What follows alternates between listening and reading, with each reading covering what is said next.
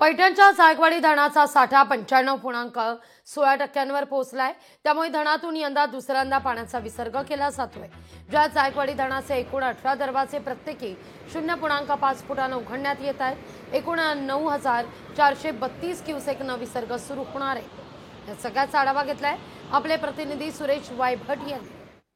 जायकवाडी धरण तब्बल 95% भरलेलं आहे आणि आपण जर पाहिलं तर जायकवाडी धरणात दुसऱ्यांदा जो आहे तो पाण्याचा विसर्ग करण्यात आला आहे।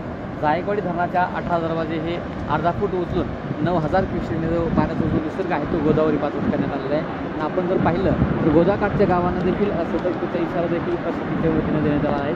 यंदा मराठवाड्याची जीवनवाहिनी असलेलं जायकवाडी धरण तब्बल दोनदा जो आहे तो दोनदा पाण्याचा जो आहे तो विसर्ग या ठिकाणी करण्यात आलेला आहे आणि त्यामुळे मराठवाड्यातील शेतकऱ्यांना मोठा दिलासा मिळाल्याचे आपण जर पाहिलं तर सिंचन आणि पिण्याचा पाण्याचा प्रश्न जो आहे तो मराठवाड्यातील शेतकऱ्यांचा या ठिकाणी मिटला पाहिलं तर मोठ्या संख्येने जो पाण्याची आवक येतात त्याने जायकवाडी धरणातून पाण्याचा विसर्ग जो आहे तो करण्यात येत आहे। लोकशाहीसाठी सुरेश साहेब।